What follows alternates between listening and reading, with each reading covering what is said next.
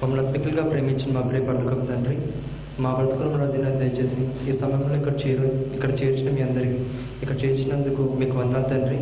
ఈ సమయంలో మీ వాక్యాన్ని మీ పిల్లలతో పంచుకుంటుండగా చెప్తున్న నాకు వింటున్న మీ పిల్లలకి సమయోచిత జ్ఞానాన్ని దయచేస్తాను కోరుకుంటూ ఈ చిన్న ప్రార్థన యేసుక్రీస్తు వారి పేరిట వేడుకుంటున్నాం తండ్రి, ఆమేన్. ప్రియమైన దేవుని వారలారా, ఇక్కడ చేరొచ్చిన మీ అందరికీ మన ప్రభువు రక్షకుడైన యేసు ప్రభు వారి పేరిట మీ అందరికీ నా వందనం తెలియజేసుకుంటున్నాను. ఈరోజు మనం ఆలోచించబోయే అంశం పేరు మాట తప్పుట నేరమా. అంశం మరి ఒకసారి, మాట తప్పుట నేరమా. ప్రియమైన దేవుని వారలారా, ఈ భూమి మీద పుట్టుకొచ్చిన ప్రతి మనిషి తల్లి గర్భం నుండి బయటకు వస్తాడు. తల్లి గర్భంలోనికి రాకముందు మనంతా మన తండ్రి గర్భంలో ఉంటాం. తండ్రి గర్భంలోకి రాకముందు వాళ్ళ తండ్రి గర్భంలో, ఇలా వెనక్కి వెళ్ళిపోతే మనంతా ఆదాము గారి గర్భంలో ఉంటాం. మరి ఆదాము గారు ఎక్కడి నుండి వచ్చారు? ఆదాము గారు ఎవరి నుండి వచ్చారు అని మనం ఆలోచించగలిగితే లూకాసు వార్త 3వ అధ్యాయము 38వ వచనం ఒకసారి మనం చూడగలిగితే, కైనాను ఎనోషుకు, ఎనోషు షేతుకు, షేతు ఆదాముకు, ఆదాము దేవునికి కుమారుడు. ఆదాం ఎవరి కుమారుడట? దేవుని కుమారుడు. మనంతా ఇప్పుడు ఆదాంలో ఉన్నప్పుడు, ఆదాం దేవుని నుండి వచ్చినప్పుడు మనంతా దేవుళ్ళు ఉన్నవారము కదా. మనంతా దేవుని నుండి వచ్చిన వారం. మరి దేవుడు ఎక్కడ ఉంటున్నారు ఇప్పుడు? దేవుడు పరలోకం మందు ఉన్నాడు. అంటే మనమంతా పరలోకం నుండి వచ్చాం. మరి పరలోకం నుండి ఇక్కడికి వచ్చిన మనం తిరిగి ఎక్కడికి వెళ్ళాలి? తిరిగి పరలోకానికి వెళ్ళాలి. మరి పరలోకానికి వెళ్ళవలసిన మనిషి ఎందుకు పాతాళం జారిపోతున్నాడు? పరలోకానికి వెళ్ళవలసిన మనిషి నేడు ఎందుకు పాతాళం జారిపోతున్నాడు అంటే మనిషి చేసే పాపాలు. నేడు మనిషి పాపాలు చేస్తున్నాడు కాబట్టి మనిషి పాతాళానికి వెళ్ళిపోతున్నాడు. సాధారణ మనిషిని ప్రేరేపించి వాళ్ళ చేత పాపాలు చేయించి దేవుని నుండి మనిషిని దూరం చేస్తుంది. దేవునికి నరులకు మధ్యన సంబంధాన్ని పెంచేస్తుంది. అంటే పాపం చేయడం వల్ల మనం పరలోకాన్ని పోగొట్టుకుంటున్నాం, అంతే కదా. మరి పాపాలంటే ఏంటి? మనకందరి పాపాలంటే ఏంటో తెలుసు. వ్యభిచారం ఒక పాపం, నరహత్య ఒక పాపం, దొంగతనం ఒక పాపం. ఇవన్నీ పాపాలు, మనకు తెలిసిన పాపాలు. అయితే ఈ పాపాలు ప్రతి ఒక్కరు చేయరు. ప్రతి ఒక్కరు వ్యభిచారం చేస్తారా? ప్రతి ఒక్కరు నరహత్య చేస్తారా? ప్రతి ఒక్కరు దొంగతనం చేస్తారంటే చేయరు. మరి మన పాపం చేయండి, మనం మరల పాపం అయిపోతున్నాం. ఈ పాపాలు మనంతా చేయట్లేదు. మనంతా పాపం ఎలాగయ్యాం అంటే సాధారణ మనిషి చేత వేరే పాపాలు చేయిస్తుంది. ఆ వేరే పాపాలు ఏంటో ఒకసారి మనం చూడగలిగితే హెబ్రీయులకు రాసిన పత్రిక 12వ అధ్యాయము 1-2 వచనం మనం చూడగలిగితే, హెబ్రీయులకు రాసిన పత్రిక 12వ అధ్యాయం 2వ వచనం మనం చూడగలిగితే, ఇంత గొప్ప సాక్షి సమూహము మేఘము వలె మనల్ని ఆవరించి ఉన్నందున మనము కూడా ప్రతి భారమును సులువుగా చిక్కులు పెట్టు పాపను విడిచిపెట్టి అని అంటున్నారు. ఇక్కడ సులువుగా చిక్కులు పెట్టు పాపాలు, సులువుగా చిక్కులు పెట్టి పాపాలని విడిచిపెట్టండి అని అంటున్నాడంటే ఇది ప్రమాదకరమైందా కాదా? ప్రమాదకరమైంది కాబట్టి విడిచిపెట్టండి అని అంటున్నాడు. మరి విడిచిపెట్టాలంటే ముందు అవేంటో మనకు తెలియాలి. కాబట్టి ఈరోజు సులువుగా చిక్కులు పెట్టి పాపంలో ఒక పాపాన్ని గురించి ఈరోజు మనం ఆలోచిద్దాం. ముందుగా అదేంటో మనం చూడగలిగితే రోమిలికి రాసిన పత్రిక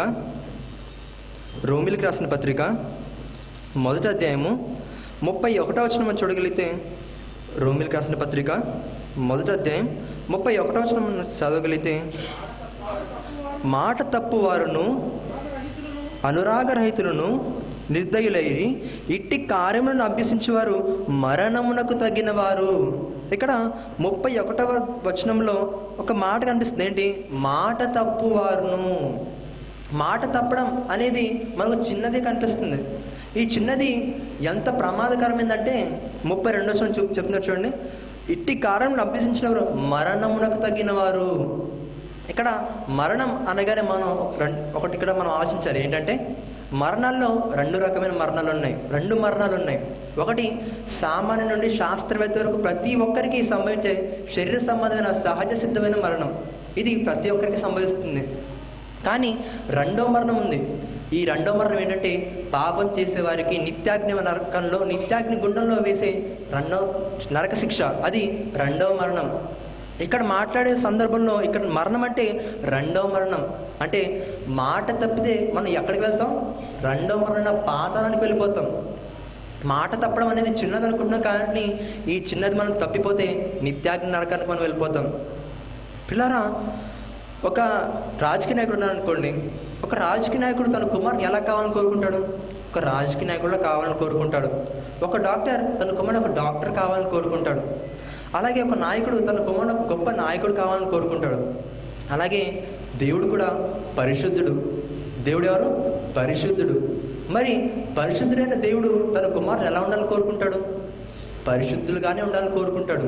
అటువంటి పరిశుద్ధుడైన దేవునికి ఒక గుణం ఉంది, ఒక క్యారెక్టర్ ఉంది. అదేంటో మనం చూడగలిగితే కీర్తనల గ్రంథము 110వ అధ్యాయము 4వ వచనం, రెండో మాట.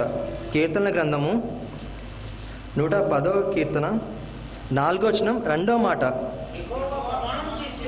యెహోవా ప్రమాణము చేసి ఉన్నాడు, ఆయన మాట తప్పనివాడు.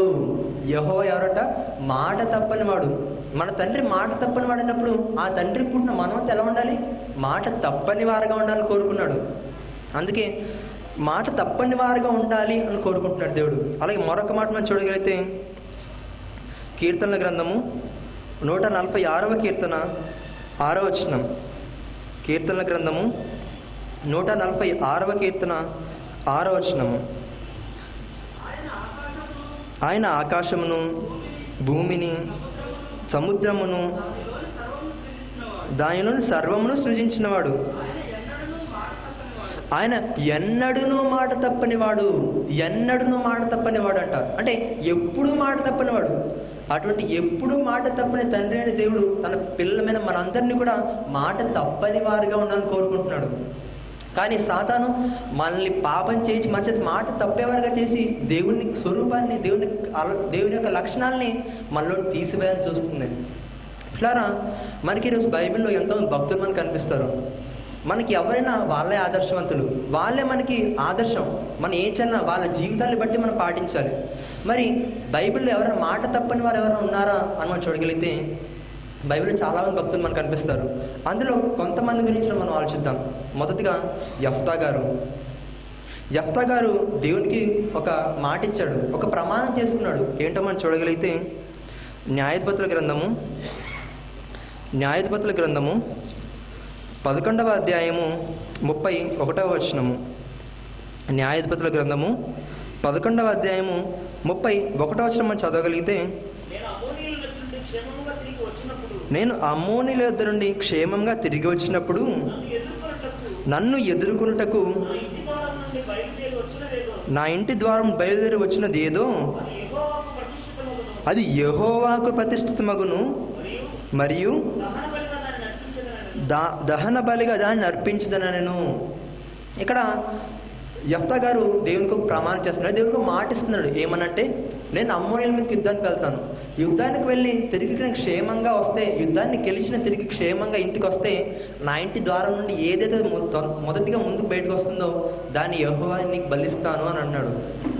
మరి ఆయన మనందరికీ తెలుసు, ఆయన యుద్ధానికి వెళ్ళి క్షేమంగా గెలిచి తిరిగి వచ్చినప్పుడు ఆయన ఇంటి ద్వారంలో వచ్చి ఎవరు వస్తారు? ఆయన కుమార్తె వస్తుంది.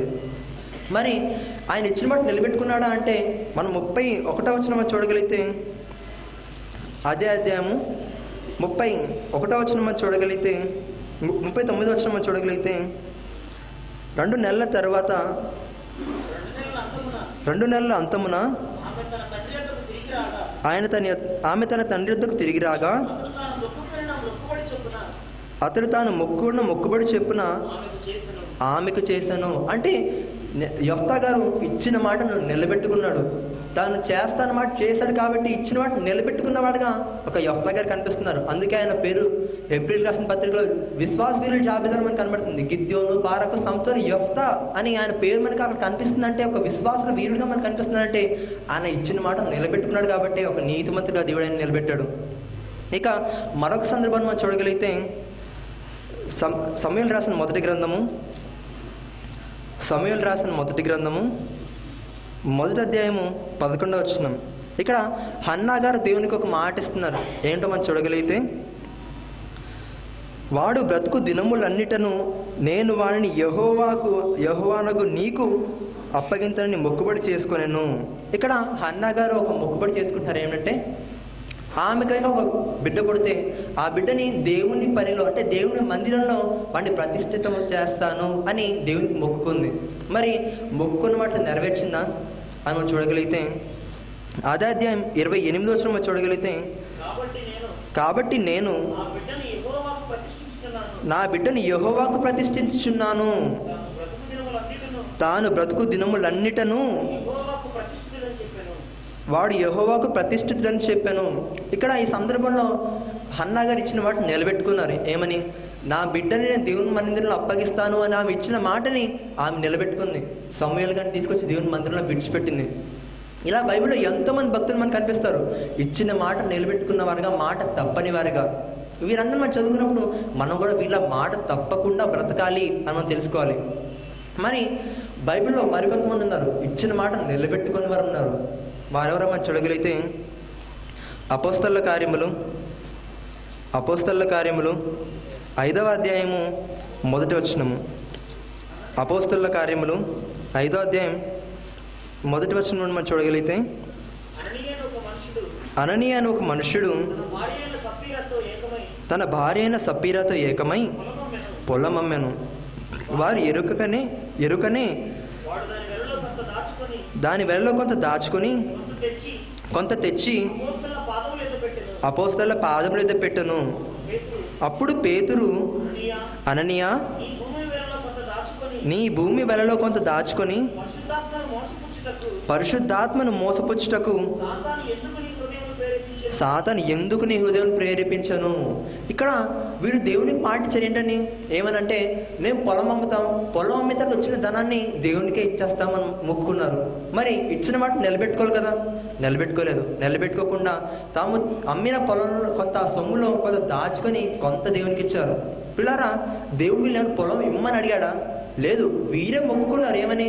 మేము ఇస్తాము అని మొక్కుకున్న తర్వాత మాట తప్పారు. కాబట్టి ఏమయ్యారు తెలుసా? చివరి చూడగలిగితే చనిపోయారు. అదే క్షణంలో చచ్చిపోతారు అననీయ. ఆయన భార్య కూడా పేదల దగ్గర మాట విని అక్కడే చచ్చిపోతుంది.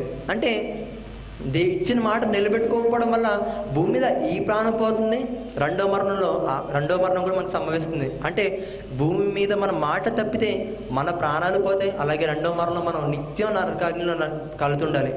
ఇక్కడ వీరిని దేవుడు ఇమ్మని అడగలేదు. అందుకే దేవుడు ఒక మాట అంటున్నాడు చూడండి. ప్రసంగి గ్రంథము 5వ అధ్యాయము 5వ వచనము. ప్రసంగి గ్రంథము 5వ అధ్యాయము 5వ వచనము. నీవు మొక్కుకునే దాన్ని చెల్లించుము, నీవు మొక్కుకొని చెల్లింపకుండుట కంటే మొక్కుకొనకుండుటే మేలు. నువ్వు మొక్కుకొని దేవునికి మాట ఇచ్చి ఆ మాట తప్పే కంటే దేవునికి మాట ఇవ్వకుండా ఉండడమే మేలు. అంటే మాట ఇవ్వకపోతే మేలు అంటున్నాడు. ఇప్పుడు మనల్ని ఎంతమంది బాప్తిసం తీసుకున్నారంటే చాలామంది బాప్తిసం తీసుకున్నారు. మరి మనమంతా మాట ఇచ్చాం. ఏమని? దేవుడు బాప్తిసం తీసుకుని మనంతా మాట ఇచ్చాం, మనం చచ్చిపోయేంత వరకు దేవుని కోసం బ్రతకాలి అని. దేవుని కోసం బ్రతకాలని మాట ఇచ్చి మనం దేవుని కోసం బ్రతుకుతున్నామా? మనం ప్రతి క్షణం దేవుని కోసం బ్రతకాలని దేవుని మాట ఇచ్చాం. మరి ఎంతమంది దేవుని కోసం బ్రతుకుతున్నారు చెప్పండి? మనలో ఎంతమంది దేవుని కోసం బ్రతుకుతున్నారు? మన జీవితంలో మనం దేవుని కోసం బ్రతికిన కాలం ఎంత, మన కోసం మనం బ్రతుకుతున్న కాలం ఎంత అని మనం ఆలోచిస్తే మన కోసం మనం ఎక్కువ బ్రతుకుతున్నాం, కానీ దేవుని కోసం మనం ఎక్కువ బ్రతకటం లేదు. మరి ఇచ్చిన మాట మనం నిలబెట్టుకుంటున్నామా? మనం ఇచ్చిన మాట తప్పిన వారుగా మనం కనిపిస్తున్నాం.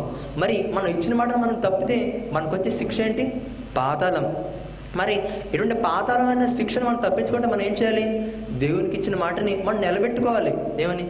దేవునికి మనం మాటిచ్చాం, నీ కోసం నేను వెతుకుతాను, నీ పని నేను చేస్తాను, నీ సువార్తని ప్రకటిస్తాను అని మాటిచ్చిన మనం దేవుడికి ఇచ్చిన మాట ప్రకారం మనం బ్రతకాలి. అలాగే మనమంతా అనుకుంటాం ఏమని? ఈ రోజు దేవుని కోసం ఈ పని చేయాలి, లేదా ఈ నెల దేవుని కోసం ఇంత డబ్బులు ఇవ్వాలి, లేదా ఈ నెల ఈ సంవత్సరం దేవుని కోసం మీటింగ్ పెట్టాలి అని మనం అనుకుంటాం. కానీ మనం అనుకున్నవని మనం చేస్తున్నామా? లేదు. కొన్ని చేస్తున్నాం, కొన్ని మాట తప్పుతున్నాం. మరి మాట తప్పేవారికి ఉంటే మనకు వచ్చే శిక్ష ఏంటి? పాతాళం. అటువంటి పాతమైన నరక శిక్షను మనం తప్పించుకోవాలంటే మనం ఇచ్చిన మాటను నిలబెట్టుకునే వారిగా ఉండాలని కోరుకుంటూ ఈయన మాటలు ముగిస్తున్నాను. అందరూ కళ్ళు మూసుకున్నట్లయితే ప్రార్థన చేసుకుని ముగించుకుందాం. మమ్మల్ని ఆత్మికులుగా ప్రేమించిన మా పరలోకపు తండ్రి, ఈ సమయంలో మీ వాక్యాన్ని మీ పిల్లలతో పంచుకున్నాను నాయన. చెప్పిన నేను వింటున్న వారు మమ్మల్ని మేము హెచ్చరించుకుంటూ ఇచ్చిన మాట నిలబెట్టుకునే వారిలో ఉండేలా సహాయం చేస్తామని కోరుకుంటూ ఈ చిన్న ప్రార్థన యేసుక్రీస్తు పేట అడిగి వేడుకుంటున్నాను తండ్రి. ఆమేన్.